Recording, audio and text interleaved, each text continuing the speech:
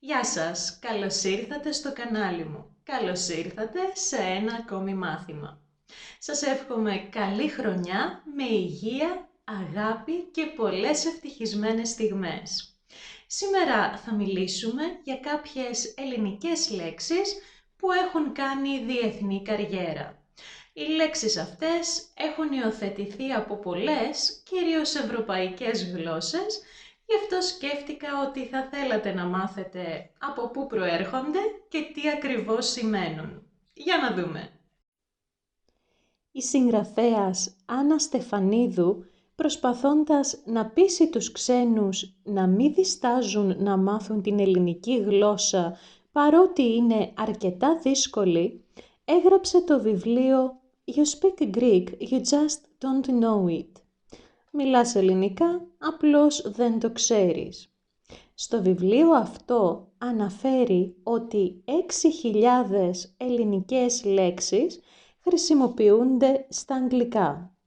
Σύμφωνα με τον Αριστίδη Κωνσταντινίδη που έγραψε το βιβλίο Greek Words on International Use, το λεξιλόγιο πολλών σύγχρονων γλωσσών στηρίχτηκε στην ελληνική γλώσσα των ομηρικών επών.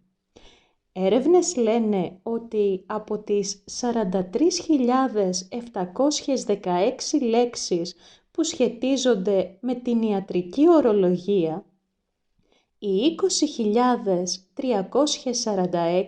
είναι ελληνικές.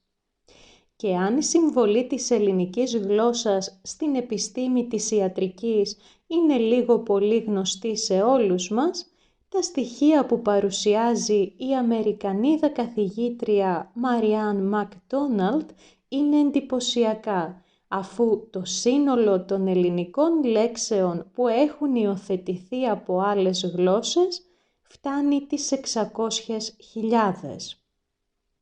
Σήμερα θα μιλήσουμε για την προέλευση και τη σημασία των πιο γνωστών ελληνικών λέξεων που απαντούν και σε άλλες γλώσσες. Φυσικά θα ξεκινήσουμε από τη λέξη Ευρώπη. Ευρώπη, ευρύς και όψ. Αυτή που έχει δηλαδή ευρύς όπας, μεγάλα μάτια. Όπως καταλαβαίνετε, η Ευρώπη ήταν γυναίκα, κόρη της Τηλέφασας και του Αγίνορα, βασιλιά της Φινίκης. Η Ευρώπη ήταν τόσο όμορφη που ο Δίας την ερωτεύτηκε. Ξέρουμε όλοι άλλωστε πόσο πολύ του άρεσαν οι ωραίες γυναίκες. Για να κατακτήσει την Ευρώπη ο Δίας μεταμορφώθηκε σε λευκό ταύρο και κάθισε στα πόδια της. Η Ευρώπη που ήταν ακόμη τότε μια μικρής ηλικίας κοπέλα ενθουσιάστηκε με τον ταύρο και ανέβηκε στην πλάτη του. Τότε ο Δίας άρχισε να τρέχει γρήγορα για να μην προλάβει η κοπέλα να φύγει και για να μην μπορέσει κανένας άλλος να τη βοηθήσει. Ο ταύρος με το κορίτσι στην πλάτη του γύρισαν σχεδόν ολόκληρη την Ευρώπη και τελικά με τη βοήθεια κάποιων θαλάσσιων θεοτήτων έφτασαν στην Κρήτη. Εκεί ο Δίας πήρε την κανονική του μορφή και κοιμήθηκε με την Ευρώπη.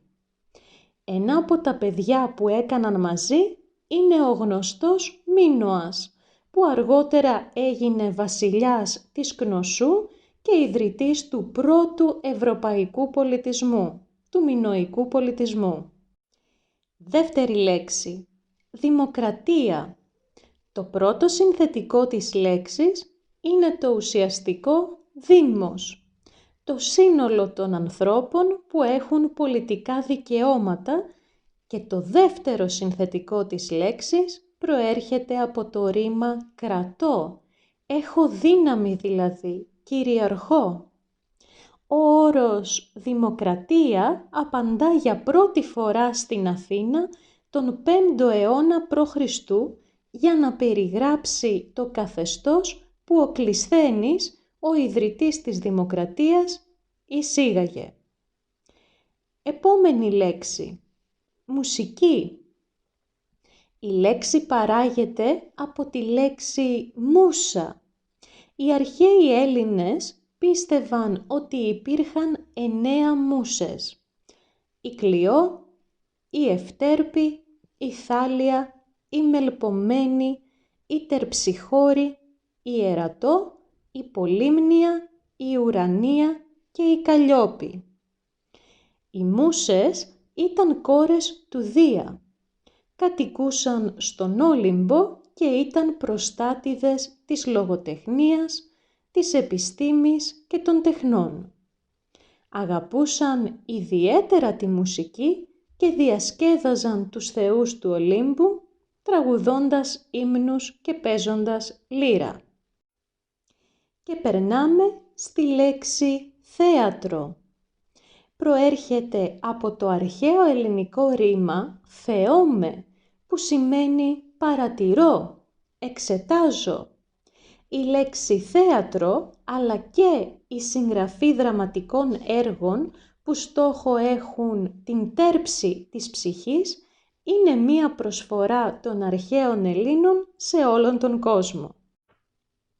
Η λέξη ναρκισσισμός και τα παράγωγά της προέρχονται από τον Νάρκισσο. Ο Νάρκισσος ήταν γιος του ποταμού Κηφισού και της νύμφης Λυριώτης ή Λυριόπης.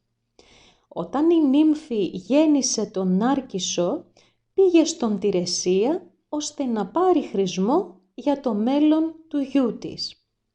Ο Τηρεσίας της είπε ότι το παιδί θα ζούσε για πολλά χρόνια, αρκεί να μην μάθαινε ποτέ πόσο όμορφος ήταν. Ήταν πράγματι πολύ όμορφος και πολλοί άνδρες και γυναίκες τον είχαν ερωτευτεί. Ο Νάρκισσος τους απέρριπτε όλους, προκαλώντας τους βαθιά θλίψη. Οι θεοί θέλησαν να τον τιμωρήσουν για αυτή τη συμπεριφορά του και μια μέρα, καθώς κυνηγούσε στο δάσος, αντίκρισε το πρόσωπό του στο νερό μιας λίμνης. Μαγνητίστηκε από την ομορφιά του και έμεινε εκεί να κοιτάζει τον ίδιο του τον εαυτό. Όταν προσπάθησε να αγγίξει το είδωλό του στο νερό, έπεσε στη λίμνη και πνίγηκε.